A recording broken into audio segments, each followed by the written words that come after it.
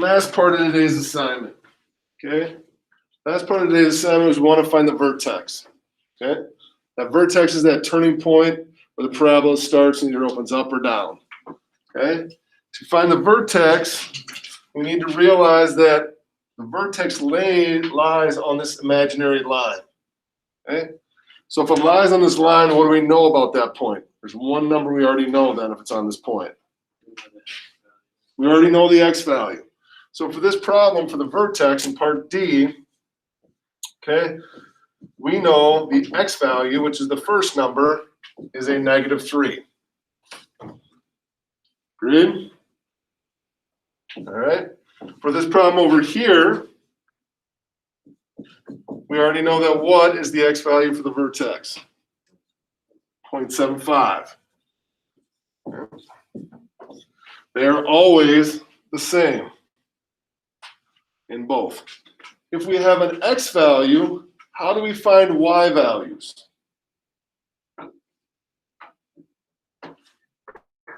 If you have an x value, how can you find a y value? Plug the x into the equation. Good job, Elliot. So to find the y value, we're going to take this x value, -3, and we're going to plug it into our function. I'm going to erase this here.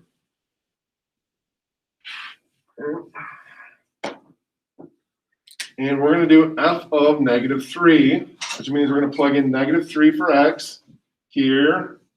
Oh. And right here. So see if you guys can finish this one off from here.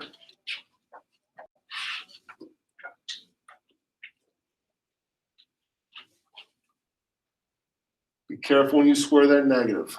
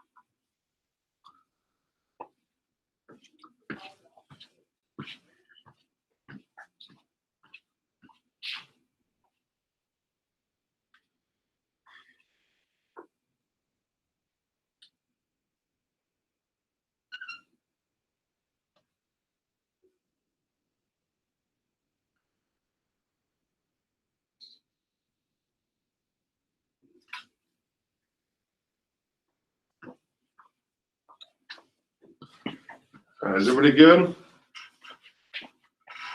All right. Now, I was very careful to put this in parentheses. Some of you are going to plug -3 in your calculator and you hit squared, you're going to come up with a -9. But remember, we square a negative number, it needs to be positive. So if you're going to use your calculator, always use parentheses when you're going to square a number. So -3 squared is a +9. 6 times -3, -18. Okay, +1. So now I'm going to just go left to right now. 9 plus -18 is -9. -9 plus 1 is -8. Okay.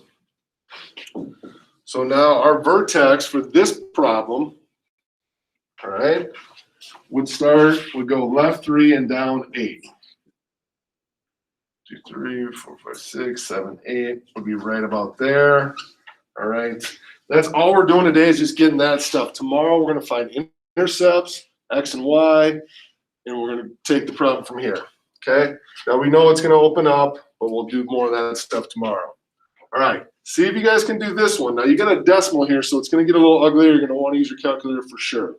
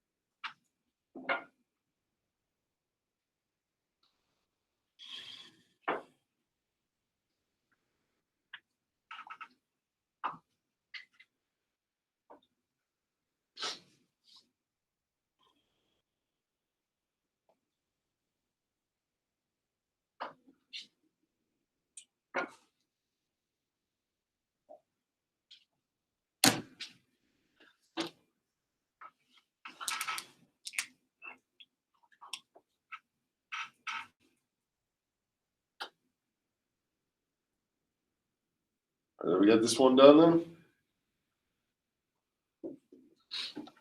All right. If I take 0.75 and square it, what will I get?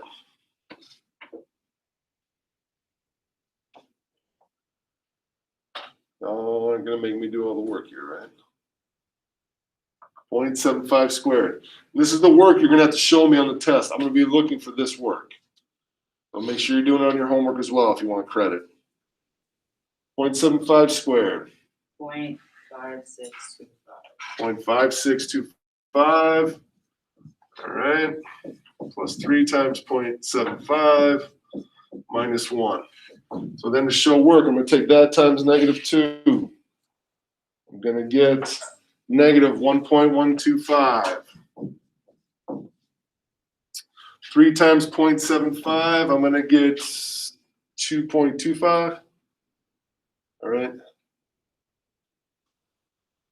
Yep. 2.25 minus 1. If I go left to right here, negative 1.125 plus 2.25 will be positive 1.25, 1.125 minus 1.